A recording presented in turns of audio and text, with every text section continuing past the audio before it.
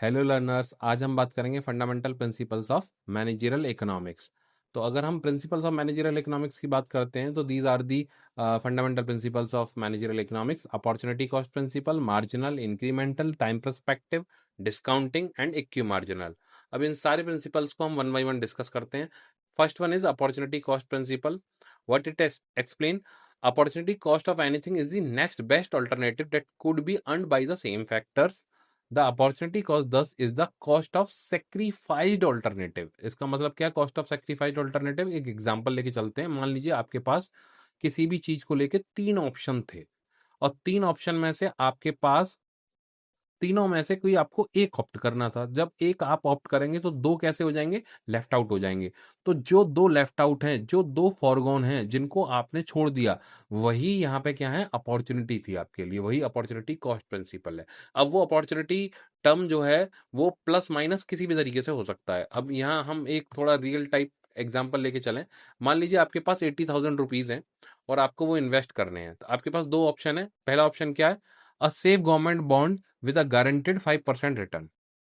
आपके पास safe government bond में 5% return के लिए इन्वेस्ट करने का ऑप्शन है 80,000 रुपीज को। और दूसरा ऑप्शन क्या आपके पास? कि आप स्टॉक मार्केट में आप एक एक्सपेक्ट कर सकते हो रिटर्न को 8% वाले को। तो ये आपके पास दो ऑप्शन थे एज अ इन्वेस्टर 80,000 रुपीज के लिए। तो अब यहाँ हम अपॉर्चुनिटी कॉस्ट की बात करें तो अपॉर्चुनिटी कॉस्ट क्या है? कि आपने ना क्या करा? आपने सेफ बॉन्ड को ऑप्ट कर लिया। जो सेफ बॉन्ड को जब आपने ऑप्ट करा तो आपको यह एक्सपेक्टेड है कि आपको 5% रिटर्न मिल रहा होगा।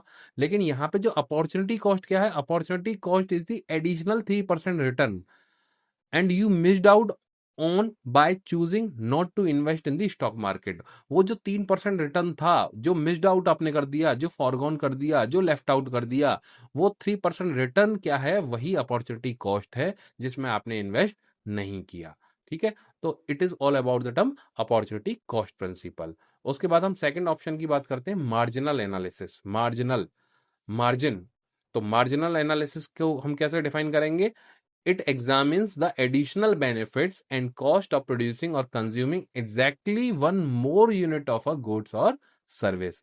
आप जितने भी प्रोडक्शन कर रहे हो, जितना प्रोडक्शन कर रहे हो आप, तो उसमें जब एक एडिशनल की बात कर रहे हो तो आप मार्जिनल टर्म की बात कर रहे हो। जैसे यहाँ एक एग्जांपल लिखा हुआ है, suppose 100 workers on a land area of 1 hectare can produce 200 ton of wheat. इसका मतलब क्या है?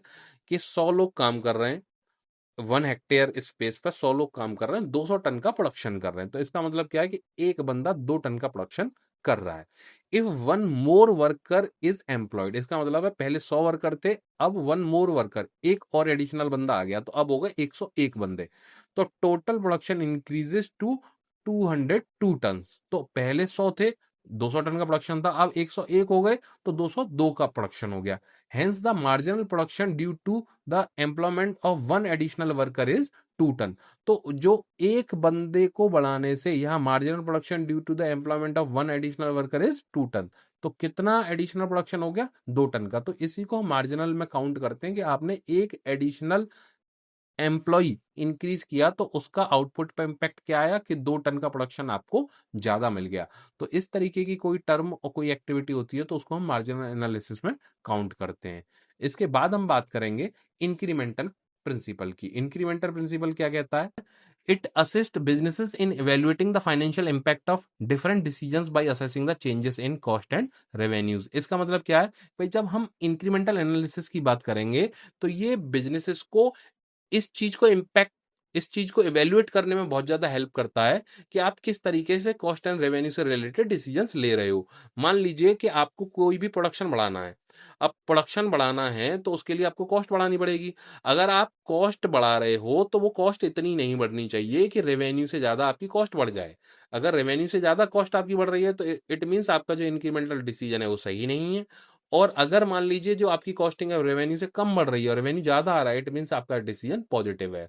अब हम एग्जाम्पल की बात करते हैं। यहाँ पे ये एग्जाम्पल जो है, जो पहला वाला था, इसी से रिलेटेड मार्जिनल, उसी से कनेक्ट करना। वहां पे था कि 100 एम्प्लॉज टन का प्रोडक्शन करते हैं और वहाँ एक एडिशनल बढ़ा दिया तो 202 टन का प्रोडक्शन हो रहा था। अब यहाँ हम क्या बात कर रहे हैं कि भाई ऐसा प्रैक्टिकली पॉसिबल नहीं है कि आप एक ही एडिशनल जो प्रोड्यूसर वो वर्कर है वो बढ़ाओ। यहाँ पे आपने क्या करा, आपने 100 की जगह 110 वर्कर बढ़ा दिए। तो जैसे ही 10 आपने एम्प्लॉइज वर्कर्स बढ़ाए यहाँ पे, तो आपको आउटपुट में कितने का चेंजेस देखने को मिला, 10 का। पहले वहां पे क्या कर रहा था, 100 पे 200, 101 पे 202, और यहाँ 110 पे कितने वर्कर्स की वजह से कितने का आउटपुट बढ़ गया, 10 टन का बढ़ गया। 110 पे 210 टन का आउटपुट बढ़ गया। तो यहाँ पे हम जो बात कर रहे हैं, incremental output is 10 ton of wheat. Here the average incremental output is 1 ton per worker, whereas in the first case marginal output was 2 ton. जो 2 टन किसके केस में था, जो मार्जिनल वाले में, और यहाँ पे क्या है, यहाँ पे 1 टन पर वर्कर है। तो इंक्रीमेंटल प्रिंसिपल इस तरीके से आपके कॉस्ट एंड रेवेन्यू को कंबाइन करते हुए उनके डिसीजंस को सपोर्ट करता है। इसके बाद हम बात करते हैं टाइम पर्सपेक्टिव प्रिंसिपल की। टाइम पर्सपेक्टिव प्रिंसिपल क्या डिफाइन करता है, short run and long term.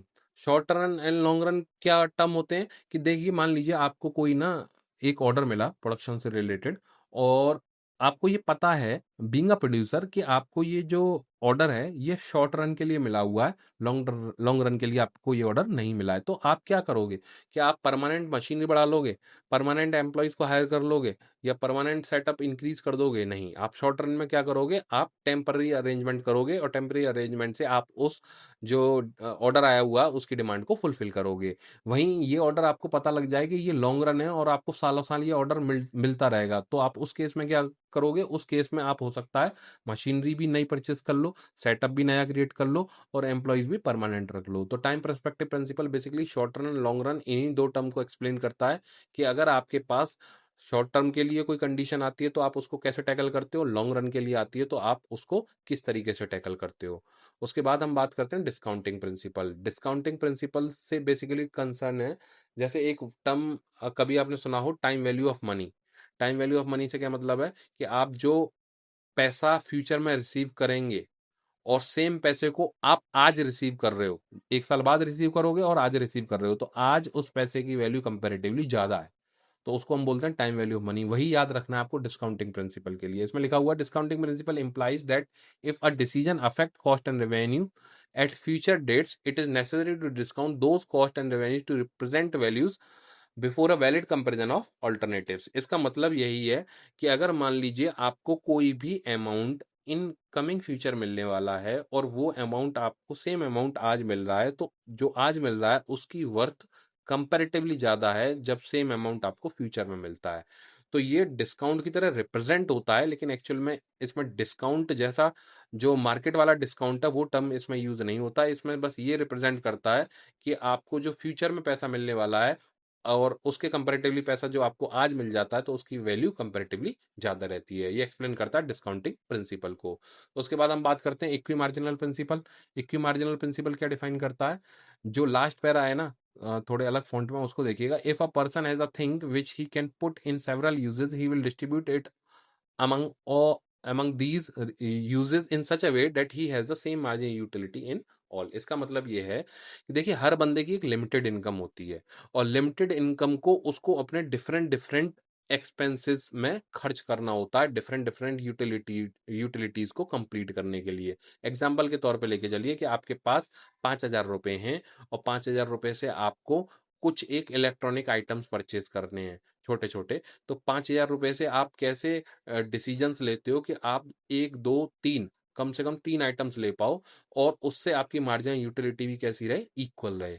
तो ये इक्वल मार्जिनल प्रिंसिपल से मतलब है कि जब आपके पास लिमिटेड इनकम होती है और डिफरेंट कमोडिटीज आपको परचेज करनी होती हैं, तो आप अपनी लिमिटेड इनकम को किस तरीके से खर्च करते हो जिससे आपको जो सेटिस्फेक्शन मिले हर एक प्रोडक्ट से, वो इक्वल मिले और मैक्सिमम मिले। तो it is all about the term equimarginal principle. So thank you so much for watching. Please like and subscribe our channel. Thank you.